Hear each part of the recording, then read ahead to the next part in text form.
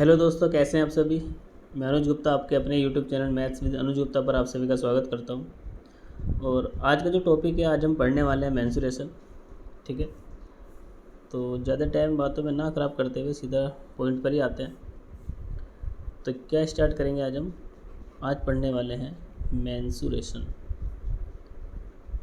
कोई सा भी कॉम्पिटिटिव आपका एग्ज़ाम हो, उसमें इस चैप्टर से क्वेश्चन आपके आने ही आने। ठीक है ना। मेंसुरेशन हिंदी में इसको क्षेत्रमिति बोला जाता है। तो ये जो हमारा मेंसुरेशन होता है, सभी आप जानते होंगे, ये दो पार्ट में डिवाइड होता है। एक तो 2 डायमेंशन, यानी कि दो भुजा जिस फिगर में होती है, या दो भुजा के बारे में हम बात करते हैं। और एक होता है आपका 3D, यानी कि 3 डायमेंशन, जिसमें हम 3 भुजा की बात करते हैं। इसमें लंबाई चौड़ाई ऊंचाई होती है, और 2D में लंबाई चौड़ाई या फिर लंबाई ऊंचाई की वो यहाँ पर आपसे बात करेगा। क्लियर है। तो एक चीज़ और ध्यान रखना कि 2D में हम हमेशा किसकी बात करते हैं, एरिया, क्षेत्रफल की बात करेंगे। और 3D में हम बात करेंगे वॉल्यूम की, इसका मतलब आयतन। यहाँ पर आयतन की बात हो रही होगी तो इसका मतलब समझ जाना 3D के ऊपर क्वेश्चन है। और यहाँ पर एरिया यानी कि क्षेत्रफल की बात हो रही होगी तो वहाँ पर 2D की बात हो रही होगी। क्लियर है। तो पहले जो आज हम डिस्कस करने वाले हैं वो आज डिस्कस करेंगे 2D। ठीक है, कि 2D में हम क्या क्या टॉपिक इसमें पढ़ने वाले हैं और उनके फॉर्मूलेस क्या होते हैं, वो इसके मस्ट हैं। क्योंकि देखो, मेंसुरेशन टोटली डिपेंड जो होती है आपकी फॉर्मूले बेस होती है। फॉर्मूला याद हैं तो आप इसको आसानी से कर पाते हैं। इसके साथ साथ मैं थोड़ी ट्रिक्स भी बताऊंगा आपको कि थोड़ा सा बाई ऑप्शन का यूज़ कैसे करना है, या थोड़े नंबर्स का अगर आपको नॉलेज है तो उनका कैसे यूज़ करना है इसमें, जब थोड़ा और जल्दी से अपना क्वेश्चन बना पाएँ। क्लियर है। तो आज हम डिस्कस करने वाले हैं 2D। तो अब देखिए 2D में हम क्या क्या पढ़ेंगे वो देखेंगे। देखिए, तो आज हम स्टार्ट करेंगे 2D, यानी कि 2 डायमेंशन। क्लियर है। तो ये जो 2D होता है, इसमें क्या क्या पढ़ने वाले हैं देखिए। इसके कुछ सब पार्ट्स होते हैं आपके, मैं लिखने की कोशिश करता हूँ। तो 2D में जो पहला पॉइंट हम पढ़ने वाले हैं वो पढ़ेंगे हम ट्रायंगल। ट्रायंगल मतलब त्रिभुज। ठीक है। दूसरा जो इसमें पढ़ेंगे हम, वो पढ़ेंगे क्वाड्रिलेटरल। क्वाड्रिलेटरल, इसका मतलब होता है चतुर्भुज। ठीक है। तीसरा जो हम 2D में पढ़ेंगे वो पढ़ेंगे हम सर्कल। क्या पढ़ेंगे, सर्कल। क्लियर है। अब जो 3 पार्ट में मैंने इनको डिवाइड करा है, ट्रायंगल, क्वाड्रिलेटरल और सर्कल। ठीक है। इनके भी आपके सब पार्ट्स होते हैं। ठीक है। अब हमने ट्रायंगल तो लिख दिया, लेकिन ट्रायंगल हम कौन कौन सा पढ़ने वाले हैं ये भी आपको पता होना चाहिए। ठीक है। तो पहला जो ट्रायंगल हम पढ़ेंगे वो पढ़ेंगे स्केलेन ट्रायंगल। Scalene triangle. अब स्केलेन ट्रायंगल क्या होता है, जिसकी सारी भुजा अलग अलग होती हैं। ठीक है।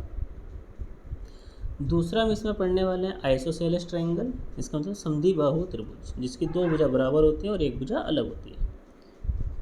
तो इंग्लिश में क्या कहते हैं, आइसोसेलेस। ठीक है, आइसोसेलेस ट्रायंगल। देखो, अगर थोड़ा किसी को स्लो लगे कि ये चीज़ हमने पढ़ रखी है तो स्पीड को ना थोड़ी बढ़ा लीजिए। या नॉर्मल स्पीड पे चल रहा है तो 1.5 या 2, 1.75 की स्पीड पे करके आप देख लेना। ठीक है। क्योंकि वीडियो इंपॉर्टेंट है। अगर आराम आराम से नहीं देख सकते, किसी नहीं सुन सकते, थोड़ा स्पीडली इसको वीडियो को देख ले कीजिए। इससे क्या होगा, वीडियो जल्दी भी ख़त्म हो जाएगी और आप इनको पढ़ भी लेंगे अगर ज़्यादा स्लो से नहीं पढ़ाए। क्योंकि डायरेक्टली मैं तो तेज तेज नहीं बोल पाता हूँ। ठीक है, ये थोड़ा आराम से पढ़ाना पड़ता है। तो इसको थोड़ा बोरिंग से लगे, इसने चीज़ें पढ़ रखी हैं, तो थोड़ा स्पीड तेज़ करके इसको देख लेना। ठीक है, लेकिन देख जरूर लेना यार। तो ट्रायंगल पढ़े, स्केलेन पढ़ेंगे, दूसरा आइसोसेलेस पढ़ेंगे, तीसरा क्या होगा इसमें, इक्विलेटरल। इक्विलेटरल। इक्विलेटरल ट्रायंगल कौन सा होता है, समबाहु, जिसकी सारी भुजा क्या होती हैं, बराबर होती हैं। ठीक है। इसके बाद आता है आपका right angle triangle. Right angle triangle, इसका मतलब समकोण त्रिभुज। और लास्ट इसमें जो आता है आपका ट्रायंगल में ही एक आपने सुना होगा, right angle isosceles triangle. Right angle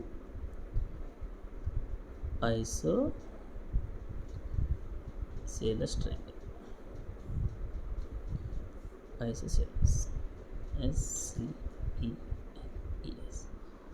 ठीक है, तो ट्रायंगल में 5 पॉइंट इसके पढ़ने वाले हैं। विषमबाहु त्रिभुज पहला, ठीक है। दूसरा समद्विबाहु जिसकी 2 भुजा इक्वल, इक्विलेटरल जिसकी तीनों भुजा बराबर, राइट एंगल ट्रायंगल जिसमें एक कोण आपका 90 डिग्री का होता है, और फिर लास्ट आता है राइट एंगल आइसोसेलेस, मतलब समकोण समद्विबाहु, मतलब समकोण एक एंगल 90 डिग्री तो होगा ही होगा, और इसके साथ इसमें क्या होता है कि जो भी 2 भुजा 90 डिग्री बनाती हैं वे दोनों भुजा आपस में इक्वल हो जाएं तो त्रिभुज कैसे कहलाएगा, राइट एंगल आइसोसेलेस, मतलब समकोण समद्विबाहु त्रिभुज। क्लियर है? चलिए अगला देखो। अब बात आती है हमारी क्वाड्रिलेटरल की। क्वाड्रिलेटरल में हम क्या क्या पढ़ने वाले हैं? पहला पॉइंट आप इसमें पढ़ेंगे रेक्टेंगल, रेक्टेंगल मतलब आयत, ठीक है। दूसरा आप इसमें पढ़ेंगे स्क्वायर मतलब वर्ग। तीसरा क्या पढ़ने वाले हैं इसमें आप? तीसरा पढ़ेंगे आप इसमें रोम्बस, रोम्बस मतलब समचतुर्भुज। फोर्थ जो पढ़ेंगे आप इसमें वो पढ़ेंगे पैरेललोग्राम,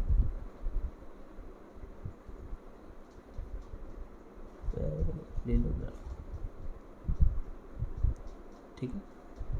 नेक्स्ट इसमें जो पढ़ेंगे क्वाड्रिलेटरल में हम वो पढ़ेंगे ट्रेपीजियम, ट्रेपीजियम। देखो हिंदी में आप खुद लिख लेना यार, मैं सिर्फ इंग्लिश में लिख रहा हूँ, बोल में दोनों में रहा हूँ, ठीक है। रेक्टेंगल मतलब आयत हो गया, पहले आयत पढ़ेंगे, फिर वर्ग पढ़ेंगे, फिर समचतुर्भुज, समांतर चतुर्भुज और समलंब चतुर्भुज, ठीक है। क्वाड्रिलेटरल में ये 5 पॉइंट आएंगे, ट्रायंगल में ये 5 पॉइंट थे। अब आ जाता है आपका क्या, अब बचता है आपका सर्कल। हाँ सर्कल, अब सर्कल में क्या क्या पढ़ेंगे? देखो सर्कल में एक तो मेन आपको सर्कल ही पढ़ना है, यानी कि वृत्त। दूसरा इसमें पढ़ना है आपको सेमी सर्कल, सेमी सर्कल यानी कि अर्धवृत्त। तीसरा पढ़ना है आपको इसमें सेक्टर, ठीक है। और लास्ट में पढ़ना होता है आपको वलय, वलय होती है इसमें रिंग टाइप के जो क्वेश्चन होते हैं, रिंग, रिंग टाइप इसमें क्वेश्चन बोलता हूँ मैं इनको, ठीक। एक इसमें पॉलीगन भी होता है, ठीक है। लेकिन पॉलीगन की मैं आपको सेपरेट ही वीडियो बनाऊंगा, वो जियोमेट्री में भी पूछा जाता है मोस्टली, उसमें जो क्वेश्चन बनता है जियोमेट्री का ही बनता है, तो पॉलीगन को हम इसमें इंक्लूड नहीं कर रहे हैं 2D में, उसको मैं अलग से ही सेपरेट एक पॉलीगन की वीडियो बनाऊंगा। तो इसमें हम क्या क्या पढ़ने वाले हैं हम देख लिया आपने 2D में, यानी कि ट्रायंगल मैंने 3 सब पार्ट में इसको डिवाइड कर दिया, ट्रायंगल, क्वाड्रिलेटरल, सर्कल। फिर इनके भी सब पार्ट, ट्रायंगल के 5 ट्रायंगल हम पढ़ने वाले हैं, क्वाड्रिलेटरल में मतलब 5 ही हम चतुर्भुज पढ़ने वाले हैं, और सर्कल, सर्कल में 4 पार्ट ही हम सर्कल के पढ़ने वाले हैं, ठीक। और एक चीज़ और ध्यान रखना, यहाँ पर जब भी बात होती है 2D में, अगर यहाँ पर लिखना चाहूँ तो 2D में हमेशा जब भी बात करेगा, देखो एरिया तो मैंने बता ही दिया, एक तो एरिया की बात कर रहा होगा क्वेश्चन की पहचान के लिए बस, ठीक। एरिया पूछेगा, इसमें पेरीमीटर पूछेगा, पेरीमीटर, ठीक है, मतलब परिमाप। या सर्कल के लिए बात करेंगे पेरीमीटर तो हमारा सर्कमफेरेंस उसको बोला जाता है, परिधि, ठीक है। डायगोनल की बात करेगा, डायगोनल मतलब विकर्ण, या फिर मीडियन की बात कर रहा होगा, मीडियन की, ठीक है। तो ये सब भी चीज़ जब भी बोली जाती हैं तो आप वहाँ पर समझ जाना कि कहीं ना कहीं वो 2D से रिलेट करके आपसे क्वेश्चन पूछना चाह रहा है। और आपने नाम ये सब सुने होंगे, तो मैंने आपकी बस आसानी से समझने के लिए मैंने इसको 2-3 पार्ट में डिवाइड कर दिया है। क्लियर है? तो समझ में आ गया पहला पॉइंट, तो ये कि 2D में क्या क्या पढ़ने वाला है। देखो थोड़ा लंबा पार्ट तो होता ही है मेंसुरेशन का, लेकिन हम पढ़ना तो सारे ही जब स्टार्ट कराए थे तो मैं सीक्वेंस वाइज इसको लगा रखा है सभी डाटा मैंने इसका, तो उसी के हिसाब से हम इसको कंप्लीट करेंगे। क्लियर है सभी को? चलिए तो अब चलते हैं, देखिए यहाँ भी लिखा हुआ है।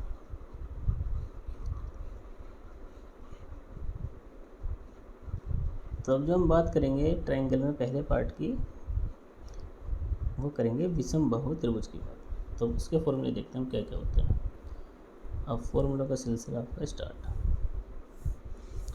तो पहला डालेंगे आप ट्रायंगल में स्केलन ट्रायंगल।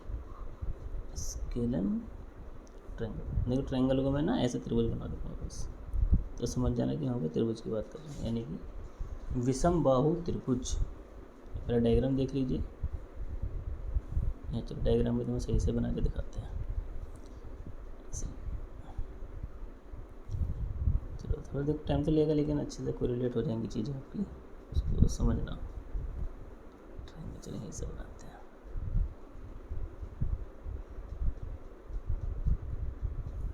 ठीक है ना, बढ़िया है ना। चलो उसका नामकरण कर लेते हैं। ये कोई त्रिभुज है, ये ए, ये बी और ये सी। मैंने क्या बताया, जिसकी सारी भुजाएं अलग अलग होती है। हमने ये ए मान लिया, एक कोई ए वर्टेक्स के सामने ए, बी के सामने बी और सी के सामने सी। क्लियर है?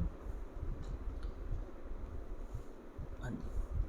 तो ये बनाया हमने ट्रायंगल, जिसकी तीनों भुजा क्या है, अलग अलग हैं। तो अब इसका एरिया, अगर मैं एरिया की बात करता हूँ, एरिया को हम ए से डिनोट करेंगे, क्षेत्रफल। तो विषमबाहु त्रिभुज का जो क्षेत्रफल होता है वो होता है under root s minus A S minus b और क्या होता है एस माइनस सी। ठीक है, जहाँ जो एस होता है, एस को बोलते हैं अर्ध परिमाप। और परिमाप क्या होता है, जो भी आपको फिगर दे रखी है उसकी सारी भुजाओं को जोड़ दीजिए तो वो क्या बन जाएगा आपका परिमाप। लेकिन एस को बोलते हैं अर्ध परिमाप, मतलब परिमाप का आधा। तो परिमाप हो जाएगा ए प्लस बी प्लस सी, और उसका जैसे मैं हाफ कर दूंगा तो ये बन जाएगा आपका अर्ध परिमाप। ठीक है, थोड़ा सा पॉइंट छोटा करते हैं। क्लियर है यहाँ तक? तो पेरीमीटर मैंने ये बताया, पेरीमीटर क्या हो जाएगा ए प्लस बी प्लस सी। क्लियर है बात यहाँ तक? अब हम बात करते हैं, अब इसका फॉर्मूला और क्या क्या बन जाता है। देखिए, अब जैसे सपोज करो ये जो ट्रायंगल है, इसके अंदर मैं बना देता हूँ एक छोटा सा सर्कल। ऐसा बनेगा।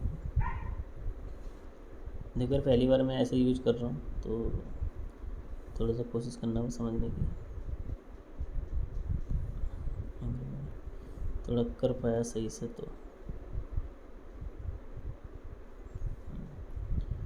कोशिश पूरी रहेगी आपको अच्छे से डायग्राम वगैरह बना के समझाने की।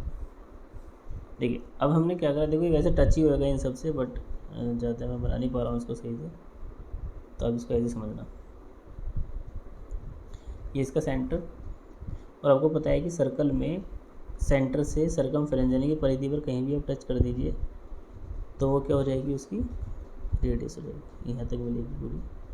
ठीक है, तो इसको मान लेते हैं स्मॉल आर। क्लियर है? तो फॉर्मूला क्या बनता है आपका कि अगर विषमबाहु कोई त्रिभुज है आपके पास और उसके अंदर एक सर्कल बना दिया जाए, वृत्त बना दिया जाए, और उसकी क्या दे रखी हो, रेडियस दे रखी हो, तो तब आपसे क्या पूछा जाएगा, त्रिभुज का क्षेत्रफल। तो यहाँ से भी हम त्रिभुज का क्षेत्रफल बता सकते हैं। त्रिभुज के क्षेत्रफल को हम यहाँ से ऐसे ट्रायंगल से शो करेंगे, तो ये त्रिभुज के क्षेत्रफल का साइन होता है, और वो होता है स्मॉल आर गुना एस। यहाँ से इसकी त्रिज्या ही पूछ सकता है आपसे। तो आपका फॉर्मूला हो गया कि त्रिभुज का क्षेत्रफल अगर विषमबाहु त्रिभुज है और उसके अंतःवृत्त की त्रिज्या दे रखी है उसने, तो इस फॉर्मूला का आप यूज करेंगे, त्रिभुज का क्षेत्रफल बराबर हो जाएगा स्मॉल आर इंटू एस। ठीक है, समझे इतना पॉइंट? अब जब अंदर वृत्त बना सकता है तो इसके बाहर भी एक सर्कल को ड्रॉ कर सकता है। वैसे बना लेते हैं एक सर्कल अलग से,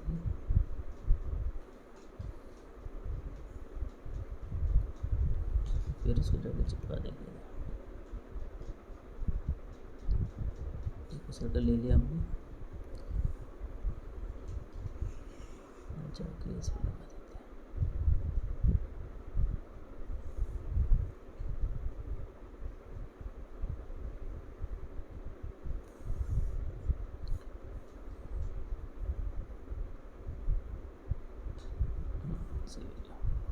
तो एक सर्कल हमने इसमें और बना दिया। मतलब ये जो सर्कल है ये क्या करा है हमने, सर्कल के यानी कि ट्रायंगल के बाहर बनाया है। तो सुनो, अभी तो अंदर बन गया और ये बना दिया हमने बाहर, तो सेंटर तो यही रहा, सेंटर हमने सेम रखा है, सेम सेंटर से बनाया। और अगर मैं इसके परिधि को मिला देता हूँ, यानी कि यहाँ पर मैं इसको मिला देता हूँ, सेंटर से इसकी परिधि कितनी हो जाएगी, इसकी रेडियस आर। तो बड़े वाले सर्कल की रेडियस कितनी हो गई, कैपिटल आर मैंने इसको मान लिया। अगर परिवृत्त बना रखा है विषमबाहु त्रिभुज के, ठीक है, और तब आपसे क्षेत्रफल पूछ लिया, तीनों भुजा दे रखी होंगी और आपसे क्या पूछ लेगा, त्रिभुज का क्षेत्रफल बताइए। तो आपको ये फॉर्मूला भी याद रखना है कि त्रिभुज का जो क्षेत्रफल होगा यहाँ पर ए बी सी अपॉन 4r, तो ये आपका त्रिभुज का क्षेत्रफल होगा।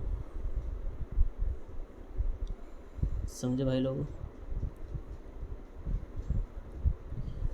आई नो इस बातें को थोड़ी स्लो लग रही होगी, मैंने जो बताया कि थोड़ा फास्ट करके देख लेना, बट इसको जो पहली बार पढ़ रहा है वो सब फॉर्मूले नोट करते हुए चलना है यार, क्योंकि कुछ भी पूछा जा सकता है एग्जाम में। समझे बात को? तो ये हो गया विषमबाहु त्रिभुज हमारा, इसका क्षेत्रफल एस, एस माइनस ए, S minus B, S minus C. S जहाँ होता है परिमाप का आधा, परिमाप क्या होता है, तीनों भुजाओं का सम का आधा कर दो तो वो अर्ध परिमाप आपका हो जाएगा, और परिमाप हो जाएगा तीनों भुजाओं का सम। परिमाप ए बी सी बता दिया अभी। अब इस विषमबाहु त्रिभुज के अंदर कोई सर्कल बना देता है, वह सर्कल ही सही से बनानी है, टच ही होगा पूरा साइड भुजाओं से, ये चीज़ ध्यान रखना। उसकी त्रिज्या हमने आर मान लिया, तो इसके रेस्पेक्ट में त्रिभुज का क्षेत्रफल क्या होगा, तो त्रिभुज का क्षेत्रफल इक्वल टू हो जाएगा आर इंटू एस, यानी अंतर्वृत्त की त्रिज्या गुना अर्ध परिमाप। अगर इस त्रिभुज के बाहर कोई सर्कल बना रखा है, बाहर सर्कल बनाएगा त्रिभुज के तो इसको वर्टेक्स को टच करता हुआ जाएगा, अंदर बनाएगा तो भुजाओं को टच करेगा। क्लियर है? इतना चीज़ ध्यान रखना। तो अगर परिवृत्त बना रखा है तो परिवृत्त की त्रिज्या हमने कैपिटल आर मानी है, और तब त्रिभुज का क्षेत्रफल पूछा जाए तो क्या हो जाएगा, a b c upon 4r। Clear है बात यहाँ तक? चलिए, अब इसमें क्या होता है, कभी कभी इसमें क्या करेगा आपसे वो विषमबाहु त्रिभुज में आपको ना भुजा ना दे करके वो दे देगा मीडियन, माध्य का। ठीक है, तो ये अगला लिखना ये इंपॉर्टेंट होता है, एक दो बार क्वेश्चन आया हुआ है इस पर। वैन मीडियन मतलब माध्य का, वैन मीडियन इज गिवन,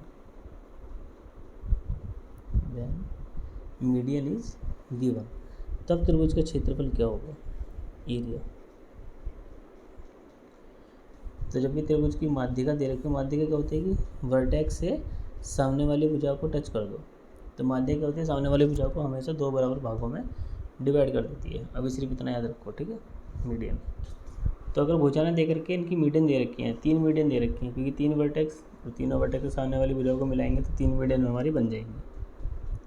तो अगर क्वेश्चन में मीडियन गिवन हो, आपको मीडियन मतलब माध्यिका दे रखी हो, माध्यिका की लंबाई दे रखी हो, और तब आपसे त्रिभुज का क्षेत्रफल पूछा जाए, तो एक चीज़ हमेशा ध्यान रखना, जो ये आपने फॉर्मूला पढ़ा है एस वाला फॉर्मूला सेम ऐसे ही चलना है, बट इसके बाहर 4/3 की मल्टीप्लाई कर देना, और अंदर वैल्यू आपकी एज इट इज रहेंगी, एस माइनस ए, एस माइनस बी और एस माइनस सी। मैंने ये वैल्यू चेंज नहीं करी, क्यों, अब इसको समझ जाना। यहाँ पर ए बी से अगर भुजा दे रखी है तो भुजा का काम करेंगी, अगर माध्यिका दे रखी है तो ये तीनों माध्यिका काम करेंगी।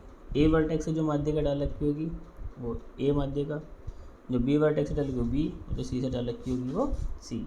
अब यहाँ पर एस कैसे निकालेंगे, अगर माध्यिका दे रखी है तो तीनों माध्यिका को जोड़ कर आधा कर देना, तो वह एस की वैल्यू देगी। ठीक है, सेम फॉर्मूला चल रहा है, इसलिए मैंने आपको जिससे याद रहे, आसानी रहे याद करने में, मैंने इसलिए ऐसे ही लिख दिया, इसमें कुछ भी चेंज नहीं किया। पर ध्यान रखना, माध्यिका गिवन होंगी तो इस फॉर्मूले में बाहर क्या करेंगे आप, 4/3 की मल्टीप्लाई कर देंगे। क्लियर है भाई यहाँ तक बात? तो ये थे आपके विषमबाहु त्रिभुज के फॉर्मूले। चलिए अब अगला चलते हैं। अब सेकंड आता है आपका, सेकंड डालिए आइसोसेलेस,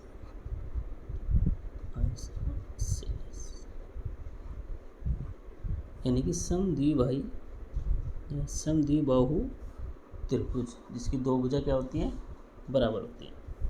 अब इसका डायग्राम देखिए, ऐसे बनाते हैं।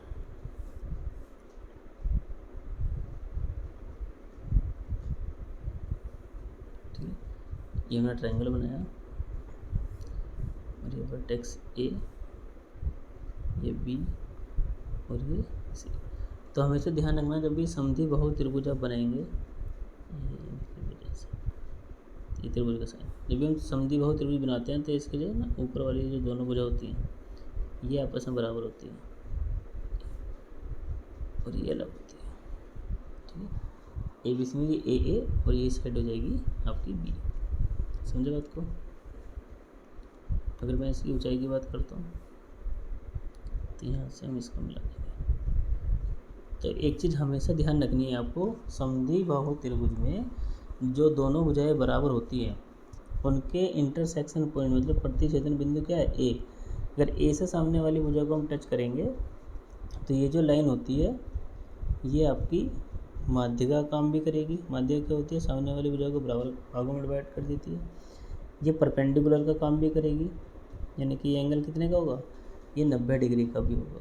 ये चीज़ हमेशा ध्यान रखना, क्योंकि प्रॉपर्टी होती है ज्योमेट्री की, क्योंकि जब भी दो भुजा इक्वल होती हैं और उनके इंटरसेक्शन पॉइंट से तीसरी भुजा पर कोई लाइन ड्रॉ की जाती है तो माध्यिका और परपेंडिकुलर दोनों का ही काम करती है, ठीक है। अब जैसे इसकी लेंथ यहाँ पर क्या थी, बी थी, तो ये कितनी हो जाएगी, b/2 और ये भी कितनी हो जाएगी, b/2 और ये होगी h, ठीक है। तो ये चीज़ ध्यान रखनी है समद्वि बाहु त्रिभुज में। तो इसका एरिया क्या हो जाएगा अभी बताइए।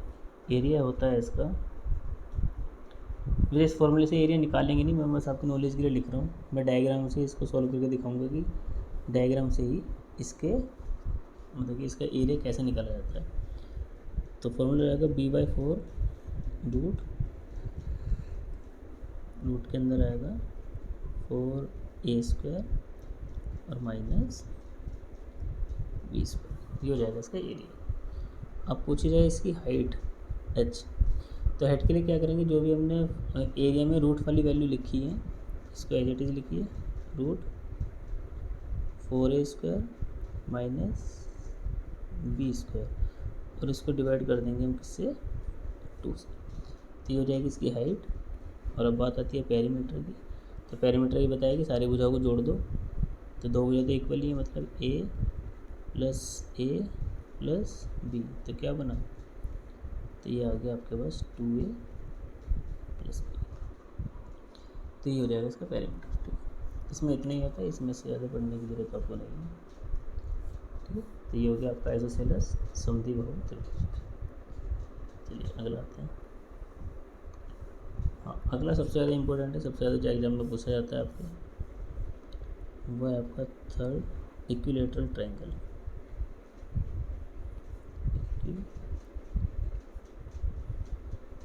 इक्विलैटरल ट्रायंगल, इसका मतलब हुआ समबाहु त्रिभुज जिसकी सारी भुजा क्या हो, इक्वल। तो लीजिए फिर से एक डायग्राम बना देते हैं। ट्रायंगल,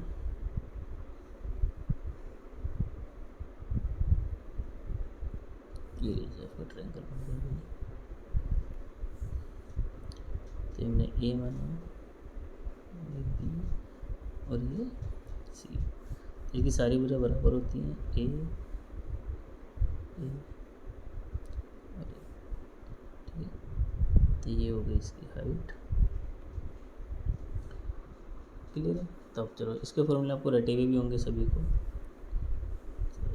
लाल से लिख देते हैं इसे।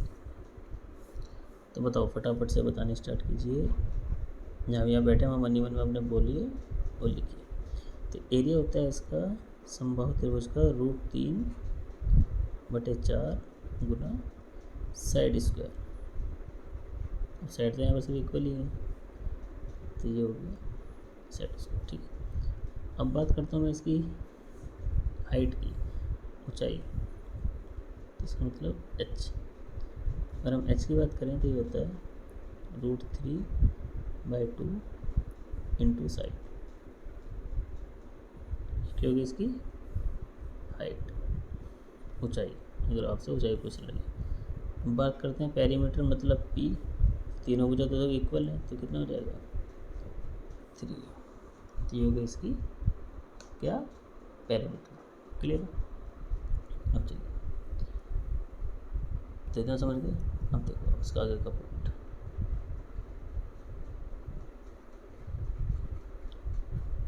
ये पूरा डायग्राम ही गायब हो गया। चलो इसके ऐसे रहने हम अगला डायग्राम अलग ही बनाते हैं। अब सपोज करो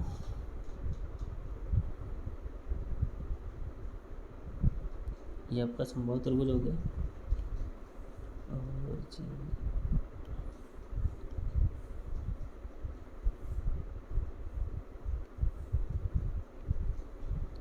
एक बनाया अपने इसमें सर्कल, वही सेट करते हैं इसको।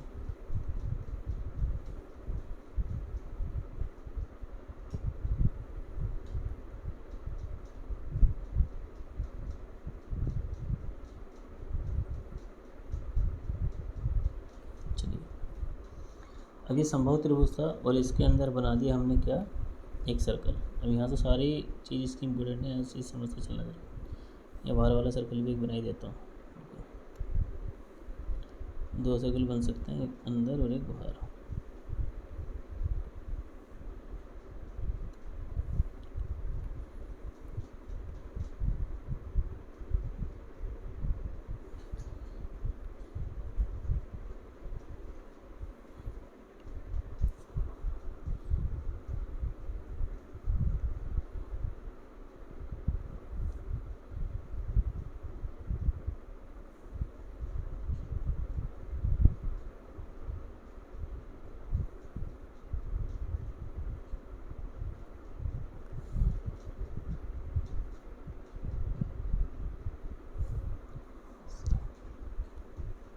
देखो अब यहाँ से आगे की चीज़ें समझिए जरा, आपको रिलेट करते हैं।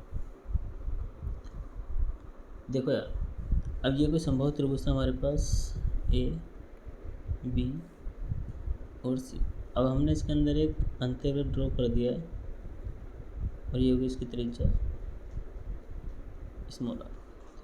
तो जब भी किसी संभव त्रिभुज में अंदर एक वृत्त बना दिया जाए और उसकी त्रिज्या आपसे पूछी जाए तो स्मॉल आर बराबर होता है a/2√3। ये इसकी हो गई अंतर्वृत्त की त्रिज्या, मतलब इन रेडियस, इनर सर्कल की रेडियस। ठीक है, अब ये जो बाहर वाला है तो बाहर वाले की त्रिज्या जो मान लेते हैं वो मान लेते हैं कैपिटल आर। तो इसके परिवृत्त की त्रिज्या जो होगी, सरकम रेडियस जो होगी, इक्विलेटरल ट्रायंगल के सरकम रेडियस यानी कि सरकम सर्कल की रेडियस जो होती है वो होती है आपकी a/√3। ये आपको डायरेक्टली याद रखनी है भाई, बहुत इंपॉर्टेंट चीज़ है। अगर संभव त्रिभुज के अंदर एक वृत्त बना देता है तो उसकी त्रिज्या हो जाएगी small are equals to a/√3। संभव त्रिभुज के बाहर कोई वृत्त बनाता है, सरकम सर्कल बनाता है, तो उसकी रेडियस हो जाएगी a/√3। क्लियर। अब यहाँ पर पूछा जाता है आपसे इनका रेशो, मतलब अंतर्वृत्त की त्रिज्या और परिवृत्त की त्रिज्या। जब इन दोनों वैल्यू को आप पुट करेंगे तो ये रेशो आ जाएगा आपके पास 1:2। पता नहीं कितनी बार ही ये क्वेश्चन डायरेक्टली कि संभव त्रिभुज के अंतर्वृत्त की त्रिज्या और परिवृत्त की त्रिज्या के बीच में क्या अनुपात होता है ज्ञात कीजिए। तो वो होता है कितना, 1:2। अब देखो एक चीज़ हमें देखना है, उसकी वर्डिंग पर ध्यान देना है, क्योंकि रेशो में अनुपात जो आंसर मिलेंगे वो 1:2 भी मिलेगा और 2:1 भी मिलेगा। तो अगर उसने अंतर्वृत्त पहला बोला है, ठीक है, तो अंतर्वृत्त हमेशा की जो अंतर्वृत्त की त्रिज्या होगी छोटा होगा, तो यानी कि छोटी वैल्यू, और परिवृत्त मतलब परित्रिज्या जो होगी वो बड़ी होगी। तो अगर अंतर्वृत्त पहला बोला है तो एक पहला आएगा और दो बाद में, और अगर परिवृत्त पहला बोला है तो दो पहले और एक बाद में। ठीक है, तो ये आ जाता है इनकी रेडियस का रेशो। कभी कभी बाई चांस आपसे इनका एरिया का रेशो पूछ ले, तो मैं कहता हूँ a/r अनुपात a/R, मतलब अंतर्वृत्त का क्षेत्रफल और परिवृत्त का क्षेत्रफल। तो रेडियस का अनुपात तो 1:2 है, तो क्षेत्रफल कितना हो जाएगा 1:4, क्योंकि वृत्त का क्षेत्रफल क्या होता है, वृत्त का क्षेत्रफल होता है πr²। तो पाई से पाई तो कट ही जाएगा, तो एरिया कितना बन जाएगा 1:4, त्रिज्या का स्क्वायर हो जाएगा। तो ये दो फॉर्मूले आपको डायरेक्टली याद रखने हैं कि अंत संभव त्रिभुज का अंत्यवृत्त और परिवृत्त की त्रिज्या होती है 1:2, समझे भाई, और इनके क्षेत्रफल का अनुपात हो जाता है 1:4। तो यहाँ तक कहानी समझ में। चलिए अब इसी में इक्विलेटरल ट्रायंगल का एक पार्ट और देखिए जरा आप, समझाते हैं।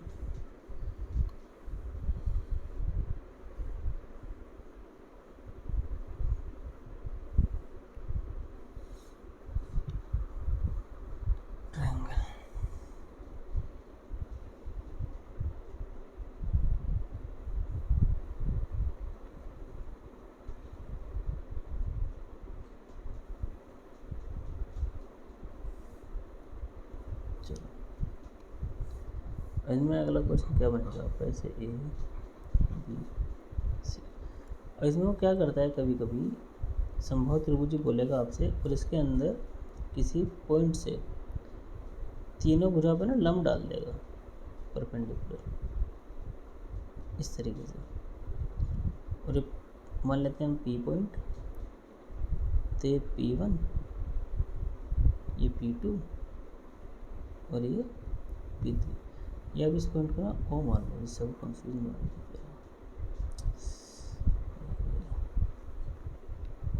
तो इस पॉइंट को क्या मान लो आप, ओ मान लो। और उसने क्या बोला है कि संभव त्रिभुज है कोई और उसके अंदर एक बिंदु है ओ, और उससे हमने तीनों भुजा पर क्या डाल दिया, परपेंडिकुलर डाल दिया, लंब डाल दिए, ठीक है। इनकी लंबाई कितनी है, P1, P2 और P3। तो इनको देकर भी आपसे संभव त्रिभुज का क्षेत्रफल पूछा जा सकता है, ठीक है जी। तो भुजा तो आपको पता है कि सब बराबर ही होती है संभव त्रिभुज में। तो आपको सबसे पहले क्या करना पड़ेगा, देखो उसके दो तरीके होते हैं। पहले आप क्या करो, इसकी भुजा और ये जो परपेंडिकुलर दे रखे हैं इनमें रिलेशन लिख लो, कभी कभी भुजा भी पूछ सकता है डायरेक्ट। तो साइड इक्वल टू होता है 2/√3 गुना ब्रैकेट P1 प्लस P2 और प्लस P3। तो ये भुजा और ये परपेंडिकुलर के बीच में रिलेशन होता है। यहाँ से देखो ए की वैल्यू आ जाएगी, और जब साइड आ जाएगी इक्विलेटरल ट्रायंगल की, तो एरिया क्या होता है, √3/4 साइड स्क्वायर, ठीक। या फिर अगर आपको डायरेक्टली एरिया ही निकालना हो परपेंडिकुलर की हेल्प से, तो उसमें आपको साइड का कुछ भी यूज ना करना हो, तो डायरेक्टली ध्यान रखना ये होता है फॉर्मूला h²/√3, ठीक है। वेयर h बराबर जो होता है वो होता है तीनों जो परपेंडिकुलर दे रखे हैं इनका सम कर देना, तो क्या आ जाएगा आपके पास, h आ जाएगा। और सीधा अगर आपसे एरिया ही पूछता है इक्विलेटरल ट्रायंगल का, तो h² कर देना, आपका डायरेक्ट क्या आ जाएगा, आंसर आ जाएगा। समझे बात। आधे घंटे की वीडियो ये हो भी चुकी है हमारी, और इसमें 3 ही पॉइंट अब तक होने पड़े हैं बस त्रिभुज के, और डायग्राम वगैरह बनाने में थोड़ा टाइम लग रहा है, फिर कोई नहीं, अच्छे से आपको समझ में आ जाएंगे, ठीक है जी। तो ऐसे भी आपसे इक्विलेटरल ट्रायंगल का एरिया पूछा जा सकता है, और सारे पॉइंटों पर इसके क्वेश्चन आए हुए हैं, ये चीज़ ध्यान रखना।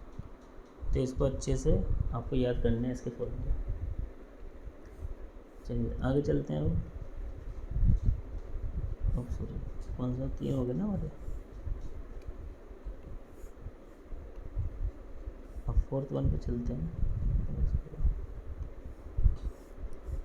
4th आता है आपका जो त्रिभुज आता है वो राइट एंगल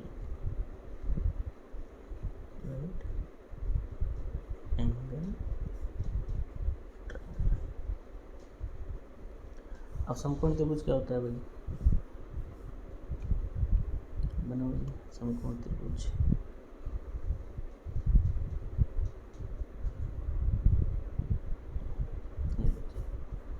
ये बन गया समकोण त्रिभुज, ये ये बी और ये सी, और एक एंगल इसमें क्या होता है आपका 90 डिग्री। तो ये जो कोण है ये कितने का है, 90 डिग्री, ठीक है। तो ये होता है क्या, परपेंडिकुलर। देखो इसके नाम ना ऐसे ही लिखना आप, ये परपेंडिकुलर, ये बेस, और ये होता है हाइपोटेनस मतलब कर्ण, क्लियर। तो पहली चीज़ तो आपको पाइथागोरस थ्योरम पता होगी क्या होता है। पाइथागोरस थ्योरम, ठीक। तो पाइथागोरस थ्योरम क्या होती है भाई कि हाइपोटेनस का स्क्वायर यानी कर्ण का स्क्वायर बराबर परपेंडिकुलर का स्क्वायर प्लस बेस का स्क्वायर। तो ये होती है पाइथागोरस थ्योरम आपकी।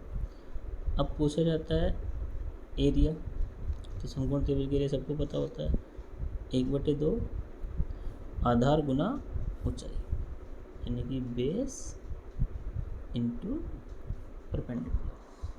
क्लियर है, समझ में आ गया तक। अब एक पॉइंट और क्या बनता है, जैसे 90 डिग्री है यहाँ से, हम यहाँ से इस पर डाल देते हैं हाइपोटेनस पे परपेंडिकुलर, यानी कि लंब डाल दिया मैंने यहाँ पर, और इसको नाम दे दिया मैंने डी। इस पॉइंट का नाम क्या है डी, यानी बी डी इस पर क्या है परपेंडिकुलर है ए सी पर। तो कभी कभी एरिया देखो ऐसे भी कुछ है, एरिया में ऐसे भी तो निकाल सकते हैं इसका। कोई भी ट्रायंगल अगर होता है तो नॉर्मल त्रिभुज का जो क्षेत्रफल होता है वो क्या होता है भाई 1/2 आधार गुना ऊंचाई। तो हमने क्या करा, देखो अगर मैं हाइपोटेनस को आधार मानता हूँ और ये क्या हो जाएगी, जो मैंने परपेंडिकुलर डाला है इस त्रिभुज की ऊंचाई हो जाएगी, तो इसका एरिया हो जाएगा 1/2। अब आधार क्या बन जाएगा h, और ऊंचाई क्या बन जाएगी ये बी डी, ये जो मैंने परपेंडिकुलर डाला है। h मतलब हाइपोटेनस, इस बार आधार क्या बन जाएगा कर्ण, और कर्ण कितना है h। तो अगर आप देखोगे हैं तो दोनों ये एरिया के ही फॉर्मूले, तो अगर मैं दोनों को इक्वल रख देता हूँ तो 1/2 h गुना बी डी बराबर 1/2 बेस इंटू परपेंडिकुलर। तो हाफ से हाफ कट जाएगा यहाँ पर, और यहाँ से बी डी की लेंथ आ जाएगी, बी डी बराबर आ जाएगा बेस इंटू परपेंडिकुलर और बटे हाइपोटेनस। तो भाई एक चीज़ ध्यान रखना हमेशा, जब भी आपसे समकोण त्रिभुज में जो पॉइंट हमारा समकोण बना रहा है वहाँ से कर्ण पर डाले गए लंब की लंबाई आपसे पूछ ले, तो उसकी लंबाई निकालने का फॉर्मूला होता है बी डी बराबर होता है आधार गुना ऊंचाई, यानी कि बेस इंटू परपेंडिकुलर और बटे हाइपोटेनस, मतलब कर्ण से उसको डिवाइड कर देना और आपकी क्या आ जाएगी ये डाले गए लंब की लंबाई निकल कर आ जाएगी बी डी। इसलिए मैंने प्रूफ लिखा है, और ये तरीका आप ध्यान रखना एरिया निकालने का। क्लियर है बात यहाँ तक। चलो आज में एक और क्वेश्चन क्या बनता है ये देखिए ज़रा, राइट एंगल ट्रायंगल में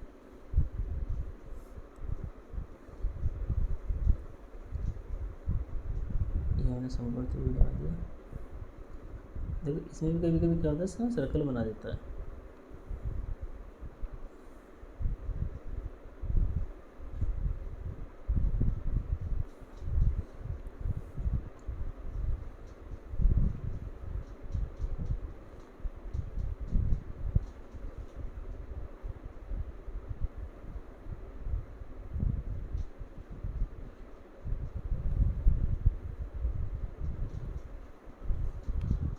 देखो ए ए बी सी, और समकोण त्रिभुज में ये बना दिया हमने क्या एक सर्कल बना दिया इसके अंदर, और इसकी त्रिज्या मान ली हमने कितनी r।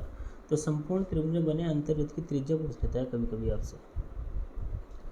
तो ये क्या था हमारा भाई, देखो ये था हमारा परपेंडिकुलर, ये था बेस और ये था हाइपोटेनस। तो जब भी आपसे समकोण त्रिभुज में बने अंतर्वृत्त की त्रिज्या पूछी जाए तो परपेंडिकुलर प्लस बेस और माइनस हाइपोटेनस और बटे 2 कर देना, आपके समकोण त्रिभुज का अंतर्वृत्त की क्या रहेगी त्रिज्या आ जाएगी। अब जब अंतर्वृत्त बनाया तो भाई परिवृत्त भी तो बन सकता है, तो एक परिवृत्त भी बनाओ, बनाइए परिवृत्त।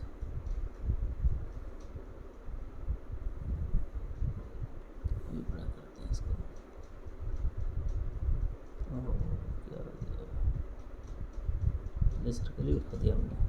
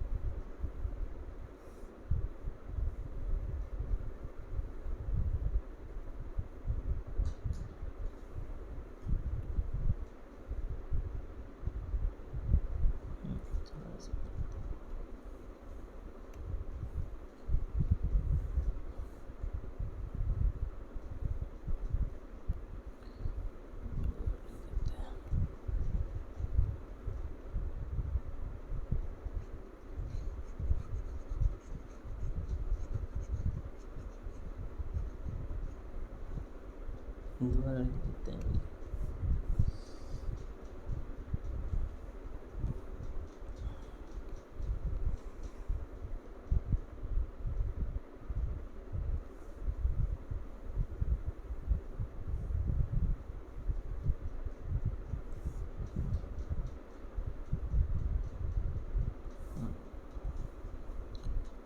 अब डायग्राम सही रहेगा, अब लिखते हैं फटाफट। तो ये मैंने क्या बताया कि ये जो अंतर्वृत्त की त्रिज्या होती है perpendicular plus base minus hypotenuse और बटे 2। अगर समकोण त्रिभुज के परिवृत्त की त्रिज्या पूछ ले मतलब कैपिटल आर, तो ये होती है हाइपोटेनस बटे 2, यानी कि कर्ण का आधा कर देना। कर्ण का आधा तो क्या बन जाएगी इसके परिवृत्त की त्रिज्या। दोनों के ऊपर ही क्वेश्चन आए हुए हैं समकोण त्रिभुज में, ठीक है। तो समकोण त्रिभुज की परिवृत्त की त्रिज्या जो होती है वो कर्ण का आधा होती है, और समकोण त्रिभुज के अंतर्वृत्त की जो त्रिज्या होती है वो होती है परपेंडिकुलर, यानी कि लंब प्लस आधार माइनस के कर्ण, और बटे 2 कर देना तो इसकी त्रिज्या देगी, ठीक है। चलिए अब इसमें लास्ट बचता है आपका ट्रायंगल में कौन सा लास्ट बचता है, right angle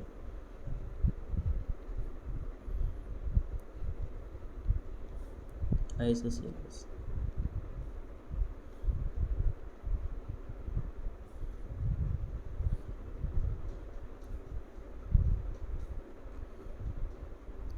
right angle isosceles triangle. अब ये क्या होता है ये भी देख लो।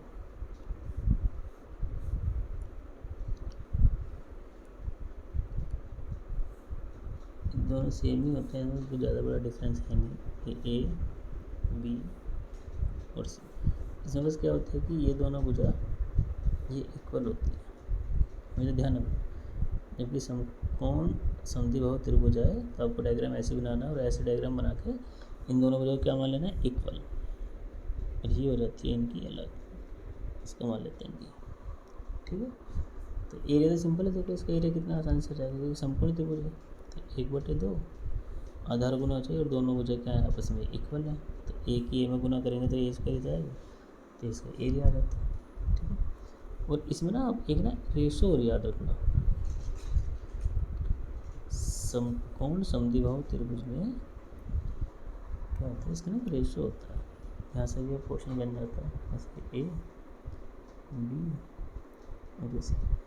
देखो ये तो क्या बन गया हमारा 90 डिग्री, तो दोनों होते ही है। और जब ये दोनों भुजा आपस में इक्वल हैं तो इनके आमने सामने के कोण भी तो इक्वल होंगे, तो कितने बनेंगे भाई, 180 डिग्री होता है तीनों कोणों का, तो ये भी 45 और ये 45। तो ट्रिग्नोमेट्री की कुछ प्रॉपर्टीज़ होती हैं, ये 45 के सामने वाली हो जाए ये 1 और 90 डिग्री के सामने वाली हो जाती है 2। तो समकोण समद्विबाहु त्रिभुज जब भी आए तो ये ना रेशो याद रखना साइड का। इनसे आप फटाफट से आपको लिखने की भी ज़रूरत नहीं पड़ेगी ज़्यादा, फटाफट से डायग्राम बना के इसका आंसर दे देंगे, इसके एरिया वगैरह कितना आएगा। जब क्वेश्चन आएगा तब मैं समझाता हूँ कैसे इनका यूज़ करना है। अब इसे कितना याद रखना कि राइट एंगल समद्विबाहु त्रिभुज जब भी आता है समकोण समद्विबाहु, तो ये रेशो याद रखना, और बेसिक से ये चीज़ ध्यान रखना, ठीक है। तो यहाँ पर हमारे ट्रायंगल के फॉर्मूले होते हैं खत्म। अब फटाफट से ना मैं इसके क्वाड्रिलेटरल को लिखवा देता हूँ, आज फॉर्मूले फिनिश ही कर लें क्या, चलो देखते हैं। टाइम में तो काफ़ी हो रहा है, मुझे नींद भी आ रही है, बट चलो कोशिश करते हैं।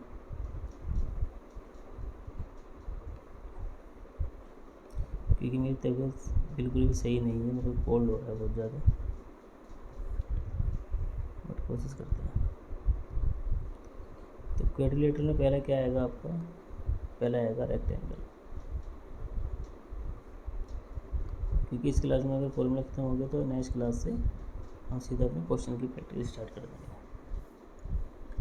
अब रेक्टेंगल क्या होता है, आयत क्या होता है अभी बताओ, क्या होता है आयत, जिसकी आमने सामने की भुजा बराबर और समांतर होती है, ठीक है। इससे क्या बोला जाता है, आमने सामने की भुजा बराबर और तीसरे क्या होती हैं, समांतर होती हैं, और ईच एंगल कितने का होता है 90 डिग्री का। तो इसको लंबाई और इसको चौड़ाई, और ये हो जाता है इसका डायगोनल, इसको बोलते हैं डायगोनल, डी से डिनोट कर देते हैं। ठीक है, तो फटाफट से एरिया क्या हो जाएगा, लंबाई गुना चौड़ाई। ठीक है, पेरीमीटर क्या होता है इसका परिमाप, 2l प्लस बी। डायगोनल क्या होता है, विकर्ण, तो होता है root l square plus b square. तो ये हो गया आपका रेक्टेंगल। चलिए इसी में अगला आता है आपका, इनके फॉर्म छोटे होते हैं, ये चीज़ आपको याद करनी होती है।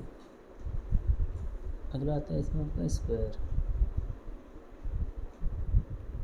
यानी कि वर्ग। तो इसका डायग्राम बना लेते हैं पहले।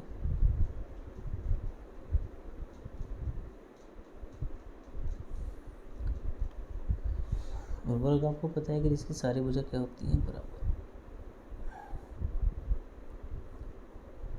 तो ये होता है आपका वर्ग। इसके फॉर्मूले इसी के बेसिस पे बन जाते हैं, रेक्टेंगल के बेसिस पे। ये इसका डायगोनल, तो इसका एरिया क्या हो जाएगा, इसका एरिया हो जाएगा आपका साइड स्क्वायर, मतलब ए स्क्वायर। ये आयत का फॉर्मूला क्या था, लंबाई गुना चौड़ाई, क्योंकि इसकी तो लंबाई अलग होती है, चौड़ाई अलग, लेकिन वर्ग की सारी भुजा क्या होती हैं, बराबर। तो एल की जगह भी ये रख दो और बी की जगह भी ये रख दो, तो ए की में गुना करेंगे ए स्क्वायर तो बनेगा। तो मतलब आयत के फॉर्मूले में सब भुजा को इक्वल रखते चले जाओ, तो स्क्वायर के फॉर्मूले निकल कर आ जाएंगे आपके पास। तो ये एरिया हो गया। पेरीमीटर क्या होता है इसका, 4 है, चारों भुजाओं का सम, और डायगोनल कितना हो जाएगा इसका, रूट 2 है। और इसका एरिया एक तरीके से और याद रखना, अगर मैं यहाँ से एक का मान पूछा जाऊँ तो ए की वैल्यू हो जाएगी डी बटे रूट 2। भाई डायगोनल को रूट 2 से भाग कर दोगे, रूट 2 इधर चला जाएगा ना इसके नीचे, तो साइड कितना आ जाएगी, डी बटे रूट 2। तो इसका ना एरिया हम ऐसे भी निकाल सकते हैं। किसी किसी क्वेश्चन में अगर आपको डायरेक्टली डायगोनल दे रखा हो, वर्ग का विकर्ण दे रखा हो, तो और ए कितना आ जाएगा, यहाँ जाएगा विकर्ण दे रखा होगा, तो ए बराबर कितना आ जाएगा, डी बटे रूट 2। तो ए की वैल्यू अब यहाँ पर पुट कर दो एरिया में, तो डी स्क्वायर बटे 2 आ जाएगा, डी स्क्वायर बटे 2। तो कहने का मतलब ये हुआ, जब भी वर्ग का आपको क्या दे रखा हो, डायगोनल दे रखा हो, विकर्ण दे रखा हो डायरेक्टली, तो एरिया वहाँ से सीधा सीधा निकाल सकते हैं, भुजा निकालने की जरूरत वहाँ पर नहीं है। तो एरिया बराबर हो जाएगा डी स्क्वायर बटे 2। जो भी डायगोनल दे रखा हो उसका स्क्वायर करके 2 से डिवाइड कर देना, क्या आ जाएगा आपके पास, स्क्वायर का एरिया आ जाएगा। क्लियर है। इसमें और भी बहुत कुछ बताने के लिए होता है स्क्वायर में, लेकिन अभी फ़िलहाल के लिए इतना रहे कि जब क्वेश्चन आएगा बीच में, तो मैं इसके थोड़े से एडवांस मॉडरेट टाइप के जो पॉइंट होते हैं, रिलेशन होते हैं, वही मैं आपको आगे लिखवा दूँगा। लेकिन अभी आप बेसिक से पढ़ रहे हैं, तो पहले आज की क्लास बेसिक ही रखता है, बेसिक से इसके फॉर्मूला याद कीजिए। ठीक है, फिर एडवांस लेवल के फॉर्मूले थोड़ी सी अगली क्लास में लिखवा दूँगा। इसमें और क्या बताना था, चलिए आगे चलते हैं, पहले बता देते हैं। 2 तीसरा क्या है हमारे पास, रोम्बस।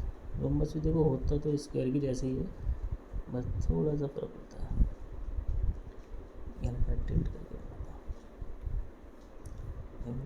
तो लिख दो पहले रोम्बस।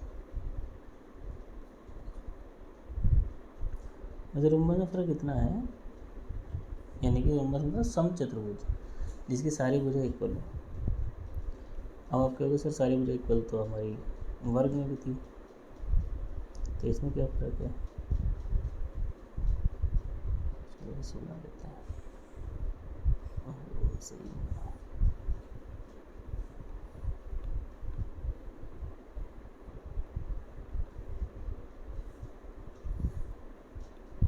देखो अपना ग्रह सला लिखा जा रहा है नींद के चक्कर में, मैं सोच रहा हूँ कि आपके किधर से ये डायग्राम भी सही नहीं है, एक और ट्राई करते हैं।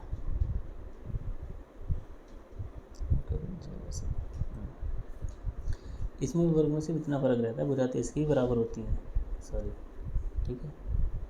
तो दोनों फ़र्क क्या है कि एक तो ना इसके एंगल जो होते हैं समचतुर्भुज के, वो सभी के सभी 90 डिग्री नहीं होते, जैसे वर्ग में तो 90 डिग्री होते हैं सारे एंगल। दूसरी चीज़ कि जो वर्ग होता है उसके डायगोनल जो विकर्ण होते हैं वो सब क्या होते हैं, इक्वल होते हैं, जबकि रोम्बस में विकर्ण अलग अलग होते हैं।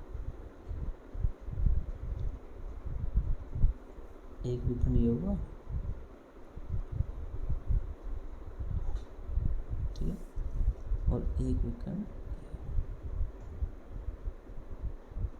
तो जो हमारा रोम्बस होता है ना उसके विकर्ण अलग अलग होते हैं, ये D1 और ये D2, और ये दोनों एक दूसरे को ना 90 डिग्री पर काटते हैं और आपस में भी समधी भारी होते हैं, बराबर बराबर भागों में बढ़ जाते हैं।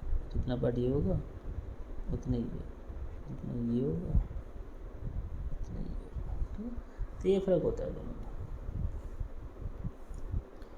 तो इसका एरिया क्या होता है भाई, रोम्बस का जो एरिया होता है वो होता है 1/2 D1 गुना D2। पेरीमीटर कितना हो जाएगा, हो जाएगा 4 है। इसमें एक रिलेशन होता है, इसकी साइड और इसके डायगोनल में एक रिलेशन होता है, 4a² equals to D1² plus D2²। ये होता है आपका रोम्बस समचतुर्भुज। क्लियर है, बड़ा आसान से होता है, इसको ध्यान रखना। अगला क्या है हमारा, पैरेललोग्राम, वो यहीं लिख देते हैं, देखो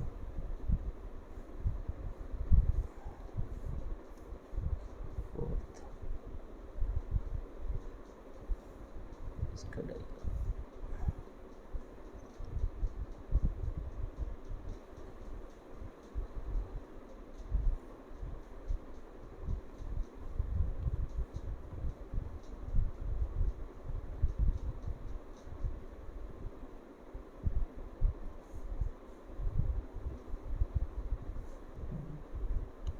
देखिए इसमें क्या होता है, नाम तो लिखा ही नहीं,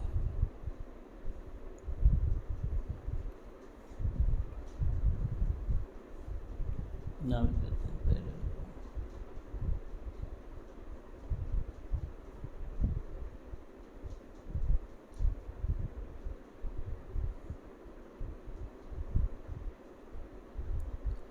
पैरेललोग्राम जो होता है ये कुछ कुछ होता है आपका आयत की तरह, ठीक है।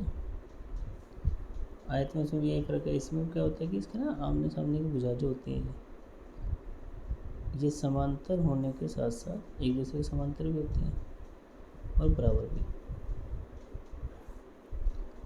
आमने सामने की भुजा समांतर और क्या होती है, बराबर। जैसे अगर ये मैं L मान लेता हूँ,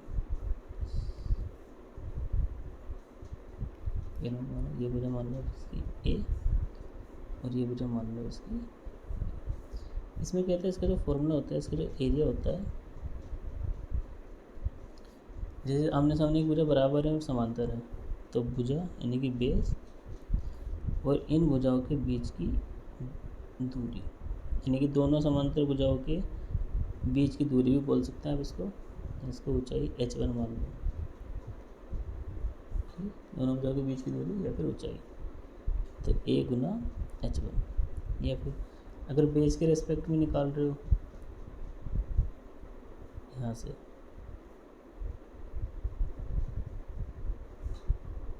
तो ये ऊंचाई हो जाएगी h2। तो यहाँ से फॉर्मूला क्या बन जाएगा, आधार कितना हो गया उसका b और दोनों समांतर भुजाओं के बीच की दूरी h2।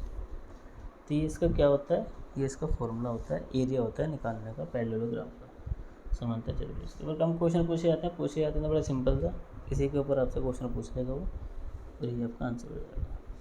क्लियर है, अगला देखते हैं।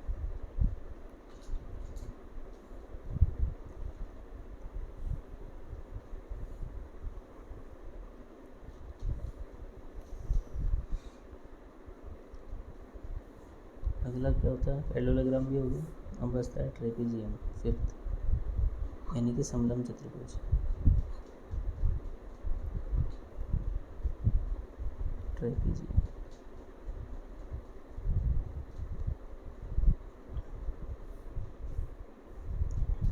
इसका हिंदी में क्या नाम हुआ, समलंब चतुर्भुज। ये देखो बाल्टी के आकार का जो होता है, देखा होगा, इसको बोलते हैं समलंब चतुर्भुज। A b c d. ये क्या होता है, इसके आमने सामने की भुजा क्या होती है, समांतर होती है। अगर मैं इसको ए मान लेता हूँ तो ये हो जाएगी बी, और ये इनके बीच की दूरी, इसको मान लिया हमने h। तो इसका क्या एरिया हो जाएगा, एरिया तो 1/2 समांतर भुजाओं का योगफल और गुना उनके बीच की दूरी। ठीक है, तो ये हो जाएगा इसका ट्रेपेजियम का एरिया। ट्रेपेजियम का एरिया ही पूछा जाता है।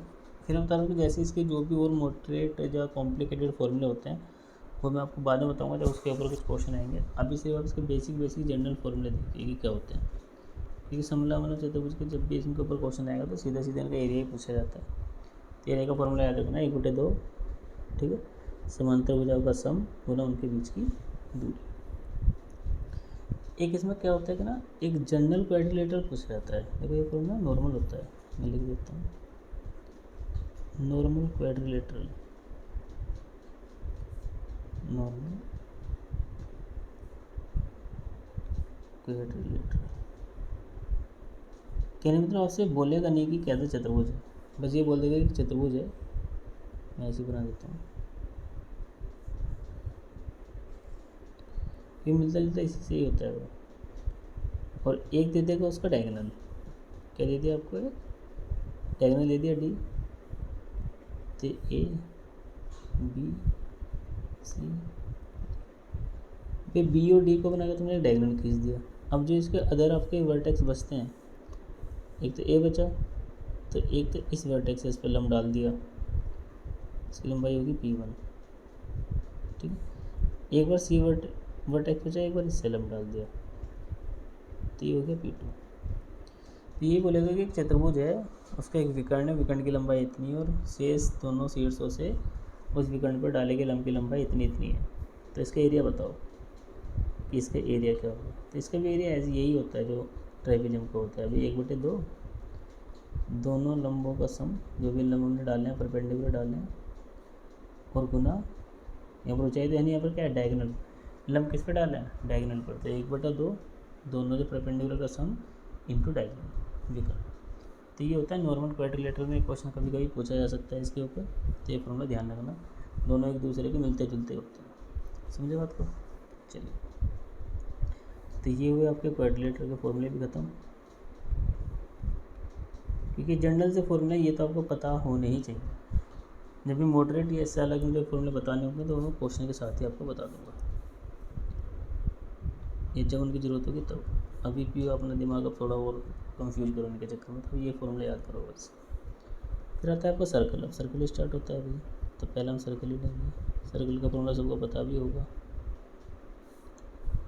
एक सर्कल बना लेते हैं जल्दी से, प्यारा सा एक,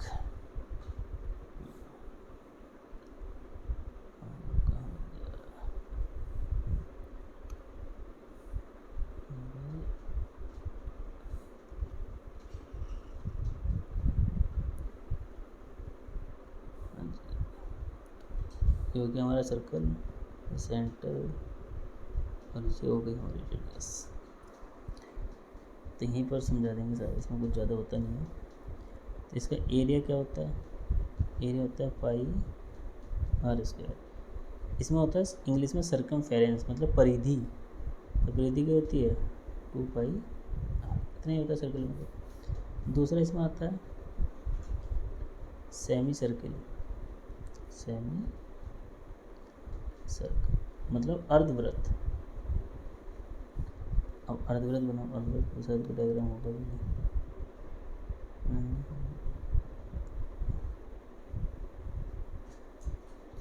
भाई इसमें अर्धवृत्त नहीं दे रखा, ठीक है, तो वहाँ से बनाएंगे इसका डायग्राम। अब अर्धवृत्त बोल रहा है तो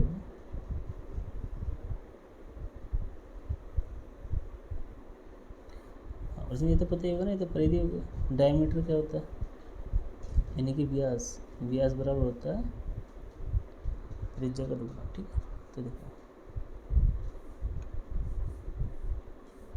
ये अर्धवृत्त बना दिया हमने चंदा मामा की तरह, तो ये सेंटर और ये होगी इसकी त्रिज्या। इसका एरिया क्या हो जाएगा, इसका एरिया हो जाएगा पाई, ये pi R square. Pi R square किसका होता है, वृत्त का, लेकिन ये तो अर्धवृत्त है ना, आधा है ना वृत्त का, तो इसका आधा कर दो।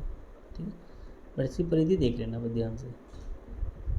तो परिधि कितनी हो जाएगी भाई, परिधि मतलब जो भी साइड देती है इसका सम ही तो करना होता है। तो एक तो ये हो गया ऊपर का पार्ट, तो ये तो वृत्त का आधा है, तो मतलब जो इसकी परिधि है वो भी वृत्त की आधी होगी। तो 2 पाई आर का आधा कितना होता है, पाई आर, प्लस यहाँ पर ना इसकी ये लेंथ ही बच जाती है। देखो भाई, एक आर तो ये हुआ सेंटर से परिधि की दूरी, और एक आर ये हुआ, मतलब पूरा डायमीटर हो गया ना। तो डायमीटर क्या होता है, त्रिज्या का दुगना मतलब 2r। तो पाई आर प्लस 2r इसकी परिधि होती है अर्धवृत्त की। तो हम यहाँ से क्या करते हैं, जब भी आप r को कॉमन ले लोगे और फॉर्मूले में पाई की वैल्यू पुट करोगे, तो 36/7 इंटू आर, क्योंकि पाई का मान अब सबको पता होता है क्या होता है, पाई का मान होता है 22/7। तो आर कॉमन लेके जब पाई की वैल्यू रखोगे तो रिजल्ट निकल कर आता है 36/7 इंटू आर। तो अब अर्धवृत्त की परिधि ना यही वाली याद रखना, 36/7 इंटू आर। ठीक है, तो अगला इसमें बचता है आपका रिंग, वलय। अब ये रिंग क्या होती है, वलय क्या होता है हिंदी में, वो देख लो। जैसे डायग्राम से समझाता हूँ। एक सर्कल बनाया,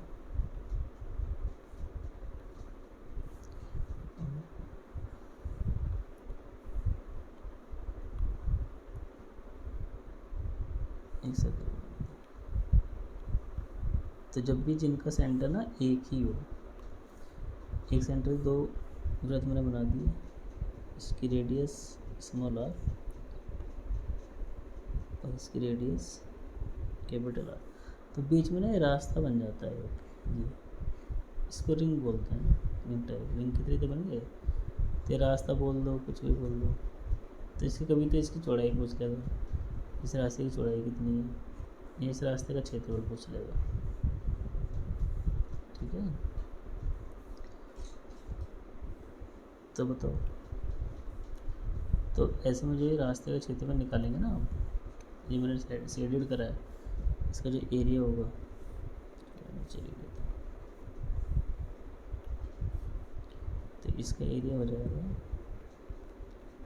पाई capital r square minus small r square. इसकी जो परिधि होती है 2 pi capital r minus small r. Length of shaded part, इसे तो बता ही दोगे लेंथ कितनी आ जाएगी, कैपिटल आर माइनस, मैं यहीं पे लिख देता हूँ। अगर ये लेंथ पूछने लगे सड़क की जो शेडेड पार्ट है, इसकी लेंथ कितनी आ जाएगी, मैं बड़ी त्रिज्या में से इस छोटे वाली त्रिज्या को माइनस कर दूँ, तो इस रोड की लंबाई निकल कर आ जाएगी। तो ये होती है रिंग आपकी। ठीक है, अब एक बचा इसमें सेक्टर, हाँ सेक्टर बच गया, सेक्टर बता देता हूँ। देखो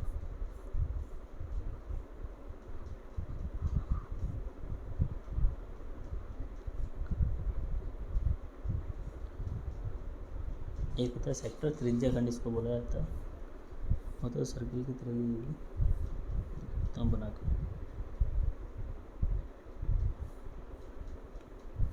ठीक है, तो सर्किल हो गया, तो सेंटर से एक पार्ट निकाल लो इसका कोई सा, तो ये ए और ये बी, ये हो गया ओ, ये आर त्रिज्या, ये हो गई एंगल, और ये हो गई हमारी चाप की लंबाई। तो ये सेक्टर होता है, ये ओ ए बी का जो पार्ट है सेक्टर है, यानी कि वृत्त में से एक पार्ट हमने निकाल लिया। ठीक है, तो इसका जो क्षेत्रफल होता है, त्रिज्या खंड का क्षेत्रफल, हिंदी में बोलेंगे त्रिज्या खंड, यहाँ पर त्रिज्या खंड का क्षेत्रफल होता है पाई आर स्क्वायर थीटा बटे 360। ठीक है, फिर हमसे पूछेगा लेंथ ऑफ आर्क, चाप की लंबाई, ये जो एल है, ठीक है, चाप की लंबाई, तो वो होती है 2πr थीटा बटे 360, ठीक है। फिर पूछता है आपसे लेंथ ऑफ सेक्टर, ठीक है, परिधि, परिधि,